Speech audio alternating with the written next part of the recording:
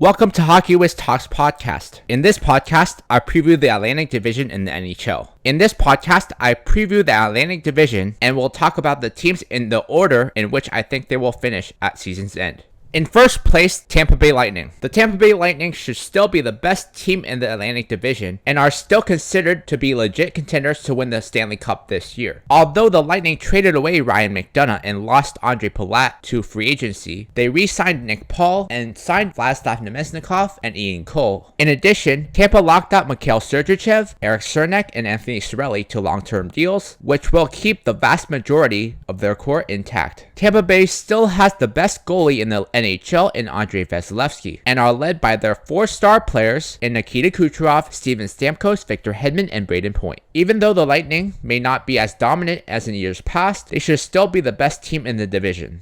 In second place, Toronto Maple Leafs. The Toronto Maple Leafs should be the second best team in the division behind Tampa because they still have the majority of the team from last season, with the exception of their goaltenders and Ilya Mikheyev. To replace Jack Campbell, who signed with Edmonton, and Peter Mrazek, who was traded to Chicago, the Maple Leafs signed Ilya Samsonov and traded for Matt Murray. The Samsonov and Murray tandem should be good enough to hold up in the regular season because of their offensive firepower, but it may not be good enough to hold up in the playoffs. Toronto is led offensively by Austin Matthews, Mitch Marner, and John Tavares, and their defense is anchored by Morgan Rielly. They have had the same core for several years now. If they cannot get past the first round this year, they may be forced to blow up the core. The Toronto Maple Leafs should compete with the Tampa Bay Lightning for the division title, but it's more than likely they will finish second in that division. And now, a word from our sponsor. Check out my scouting blog at hockeywiz777scouting.com. Listen to my scouting blog podcast on anchor.fm/hockeywiz777scouting. In third place, Boston Bruins. After a slow start to the offseason, the Boston Bruins traded Erik Haula for Pavel Zacha, re-signed Patrice Bergeron to a team-friendly deal, and brought back David Krejci, which instantly makes the team much better. The Boston Bruins may struggle out of the gate because of injuries to Brad Marchand and Charlie McAvoy, but they should have a strong second half of the season. There is much uncertainty with the Bruins beyond this season, due to Bergeron and Krejci's age, and David Pastrnak's pending UFA status. So if they are not able to win the Stanley Cup this year, they might not be able to win for a long time. Boston still has Jeremy Swayman and Linus Ullmark in goal, which is a solid goalie tandem, given the team they have in front of them. The Bruins should be a solid contender this season, and should be the third best team in the division.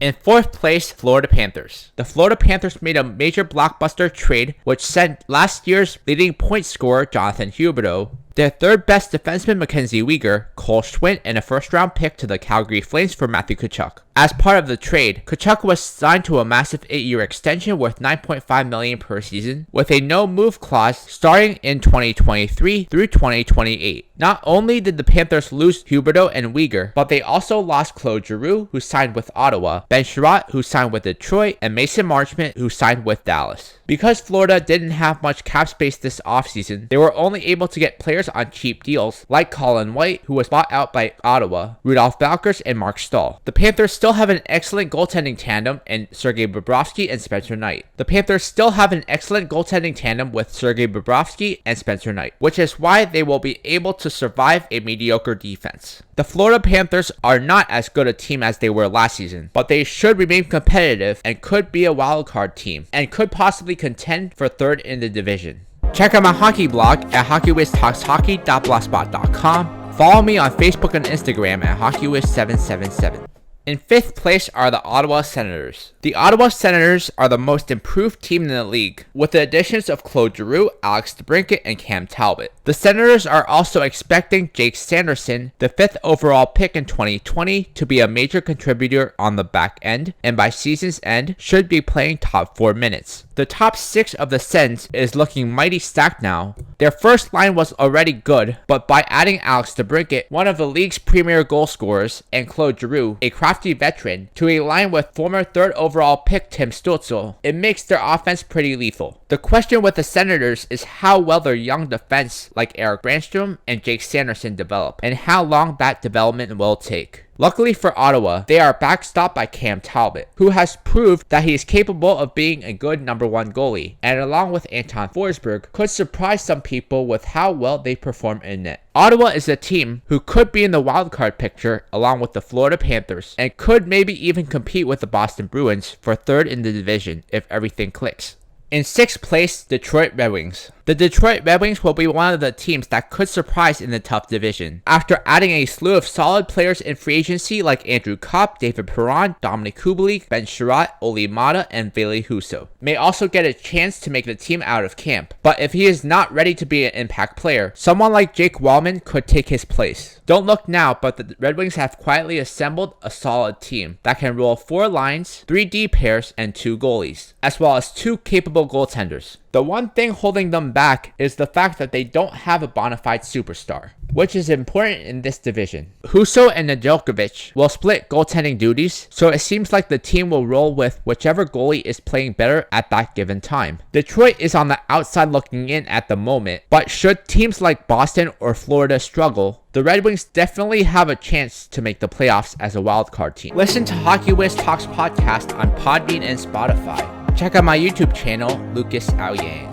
In 7th place, Buffalo Sabres. The Buffalo Sabres are a better team than last season, but they most likely won't make the playoffs because of the star-studded talent in that division. The Sabres have some nice pieces including Rasmus Dahlin, Owen Power, Tage Thompson, Alex Tuch, Victor Olofsson, Peyton Krebs, Casey Middlestead, Dylan Cousins, and Jack Quinn. But none of these players are superstars yet. There are many question marks with the Sabres, but perhaps the greatest weakness the team has is their goaltending. 41-year-old Craig Anderson is projected to be their number 1 goalie, and journeyman goalie Eric Comrie is their backup. The offense is coming around great, but their defense has question marks, especially if Owen Power does not live up to expectations. The Buffalo Sabres will battle the Montreal Canadiens for last place in the division. In last place in the Atlantic Division are the Montreal Canadiens. The Montreal Canadiens are by far the worst team in the division and are going to be in the mix to be one of the worst teams in the league. Montreal has some great young players like Nick Suzuki, Cole Caulfield, and 2022 first overall pick Juraj Slafkovsky. But beyond that, the rest of the players on the team aren't guaranteed to be sticking around the whole season, as Montreal is looking to tank for Connor Bedard. Montreal made 2 trades in the offseason. The first trade was trading Shea Weber to Vegas for Evgeny Dadonov, and the second trade was trading Jeff Petrie to Pittsburgh for Michael Matheson. With Carey Price's future in doubt, Montreal may need to start looking elsewhere for a starting goalie because Jake Allen may get traded at the trade deadline. The Montreal Canadiens will succeed in being the worst team in the division, possibly the league, but how long will it take for them to transform into a contender again? In my next podcast, I preview the Metropolitan Division in the NHL.